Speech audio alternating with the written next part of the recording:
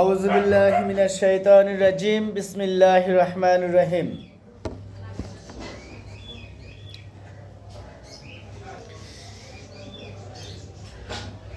আপনারা বাংলাদেশের জনগণ স্বাধীনতার পর থেকে দেখেছেন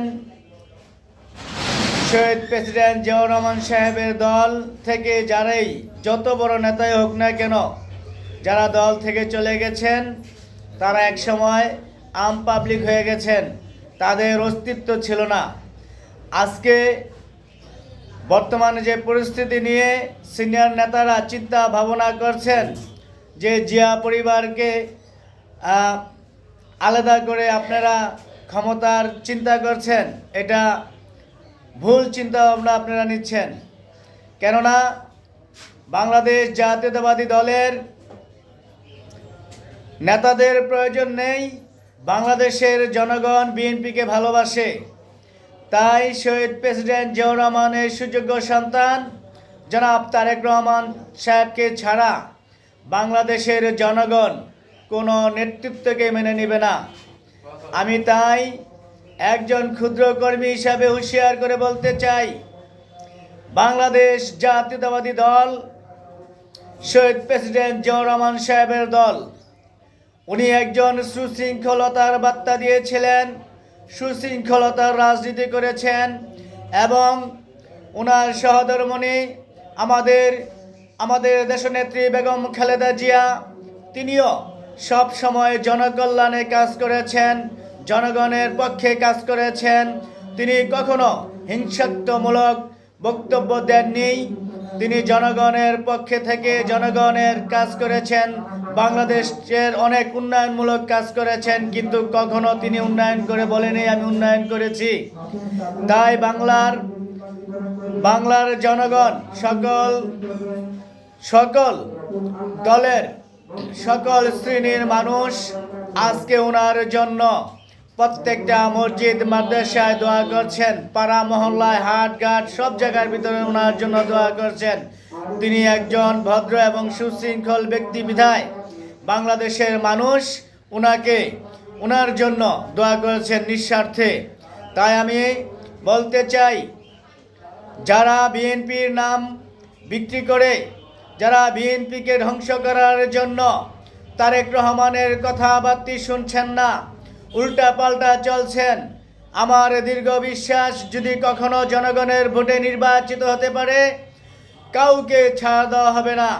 যারা অন্যায় করছেন, অন্যায়কারীদের বিচার এই বাংলার মাটিতেই হবে। কেননা বাংলাদেশের জন্য শহীদ প্রেসিডেন্ট জিয়াউর রহমান সাহেব যেমন ত্যাগ করেছেন, আমার দীর্ঘ বিশ্বাস আমাদের নেতা জনাব তারেক রহমান সাহেবও বাংলার জনগণের জন্য কোনো হিংসাত্মমূলক রাজনৈতিক নেতাকে ছাড় দিবে না। আমরা সব সময় সুশৃঙ্খলতার রাজনীতি পছন্দ করি। আমাদের নেতায় সুশৃঙ্খলতার বার্তা দিচ্ছেন। যারা উচ্ছৃঙ্খলতার চিন্তা চেতনা মাথায় নিয়ে রাজনীতি করছেন, আপনাদের সবার ভবিষ্যতে আপনারা শান্তিতে থাকবেন আমার মনে হয় না। আমি মনে করছি যা অন্যায় ভবিষ্যতে বিগতকালে করেছেন, ভবিষ্যতে যেন অন্যায়ের চিন্তা ভাবনা বাদ দিয়ে সুশৃঙ্খলতার রাজনীতির দিকে আসুন, জনগণের পক্ষে কাজ করুন এবং যারা অরিজিনালভাবে বিএনপিকে ভালোবেসেছেন, দলের জন্য কাজ করেছেন, ওনাদেরকে খুঁজে বের করে দলকে সুসংগঠিত করুন। যারা আওয়ামী লীগের দোসর হিসাবে কাজ করেছে, তাদেরকে নিয়ে সন্ত্রাস চাঁদাবাজির চিন্তা ভাবনা যদি করেন, আপনাদের জন্য ভুল হবে। কখনো বাংলাদেশ জাতীয়তাবাদী দল বিএনপি সন্ত্রাসীদেরকে ছাড় দেয়নি। বাংলার জনগণ জানে 2001 সালে যখন বিএনপি ক্ষমতায় এসেছিল, সন্ত্রাসীদেরকে ছাড় দেওয়া হয়নি। তাই বাংলার জনগণ বিএনপিকে ভালোবাসে।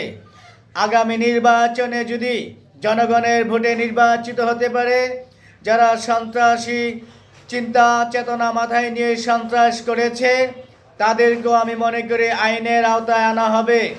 এবং তাদেরকে দৃষ্টান্তমূলক শাস্তি দেওয়া হবে ইনশাআল্লাহ। এ বলে আমার বক্তব্য এখানে শেষ করছি। আল্লাহ হাফেজ। বাংলাদেশ জিন্দাবাদ। শহীদ প্রেসিডেন্ট জিয়াউর রহমান ওমর হক, দেশনেত্রী বেগম খালেদা জিয়া জিন্দাবাদ, তারেন্দ্র অহংকার তারেক রহমান জিন্দাবাদ। আসসালামু আলাইকুম ওয়া রাহমাতুল্লাহি ওয়া বারাকাতুহু।